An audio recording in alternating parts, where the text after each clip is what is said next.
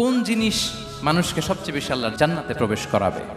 সুইলা রাসূলুল্লাহ সাল্লাল্লাহু আলাইহি ওয়াসাল্লাম আন আকসারি মা ইউদখিলুন নাস আল জান্নাহ। জিজ্ঞেস করা হলো, নবী, কোন জিনিস মানুষকে বেশি জান্নাতে ঢুকাবে? বিষ্ণু বললেন, তাকওয়াল্লাহ ওয়া হুসনুল খুলুক। এক হচ্ছে আল্লাহর ভয়, আরেক হচ্ছে সুন্দর আচরণ। সুবহানাল্লাহ। তাহলে এই হাদিস থেকে বুঝলাম, যারা বেশি নামাজ পড়বে তারা বেশি জান্নাতে ঢুকবে নাকি? নামাজ পড়তে পড়তে যারা কপাল কালো করে ফেলছে এরা ঢুকবে না? যারা হজ করতে করতে বড় হাজী সাহেব হয়েছে, জিকির করতে করতে হাতে 3-4টা তাসবিহ রেখেছে, তাদের কথা বলা হয়েছে।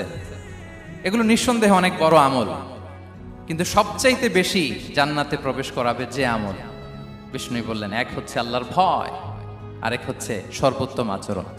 প্রিয় ভাইরা, ইসলামের মেজাজটাকে চিনে নেন, ইসলামের এসেন্সটাকে বুঝে নেন। আমরা ভালো আচরণকে গুরুত্ব দিতে চাই না।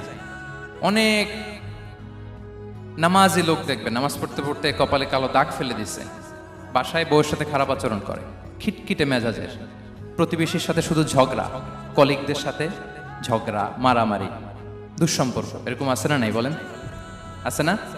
কিন্তু নামাজি, অনেক বড় হাজি, একদিনও কোরআন তেলাওয়াত মিস হয় না, তো এত ইবাদত করেও সে ইসলামের আসল এসেন্সটাকে ধরতে পারে নাই। বিষ্ণু বললেন, সবচেয়ে বেশি জান্নাতে প্রবেশ করাবে যে দুটি আমল, একটি হচ্ছে তাকওয়াল্লাহ, আল্লাহর ভয়, আরেকটি হচ্ছে উত্তম আচরণ, সর্বোত্তম আচরণ।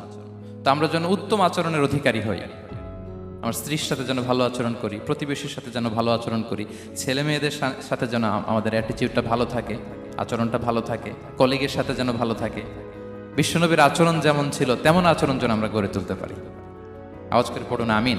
সুনানে আবু দাউদের এক বর্ণনা, বিষ্ণু ইসলাম বলেন, খুব চমৎকার একটি হাদিস, মনোযোগ দিয়ে শুনুন। তিনি বলেন, আনা যাঈমুন বিবাইতিন ফি রাবাদিল জান্নাতি লিমান তারাকাল মিরাআ ওয়া ইন কানা মুহিক্কান।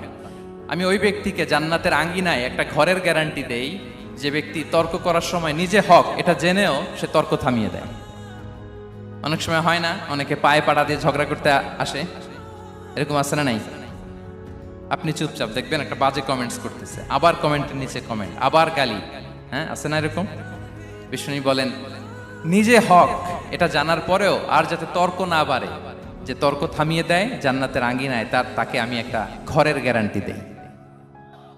ওয়াবিবাইতিন ফি ওয়াসাতিল জান্নাতি লিমান তারাকাল কাযিবা ওয়া ইন কানা মাযিহান। আর ওই ব্যক্তিকে আমি জান্নাতের মাঝখানে একটা ঘরের গ্যারান্টি দেই যে ব্যক্তি কৌতুক করার সময়ও মিথ্যা পরিহার করে। করতেছে কৌতুক, ফান করতেছে আর কি, হি ইজ কিডিং, ফান করে, কৌতুক করে, কিন্তু কৌতুকের সময়ও সে মিথ্যা বলে না। এই স্বভাব যাদের, তাদেরকে আমি জান্নাতের মাঝ বরাবর একটা ঘরের গ্যারান্টি দেই। এরপর বিষ্ণু কি বলে দেখেন, তিনি বলেন, ওয়াবিবাইতিন ফি আ'লাল জান্নাতি লিমান হাসানা খুলুকাহ। আর জান্নাতের একেবারে হাইস্ট পিক অফ প্যারাডাইস, জান্নাতের সর্বোচ্চ স্তরে আমি একটা ঘর বা একটা বাসভবনের গ্যারান্টি ওই ব্যক্তিকে দেই যে তার আচরণটা সুন্দর করেছে।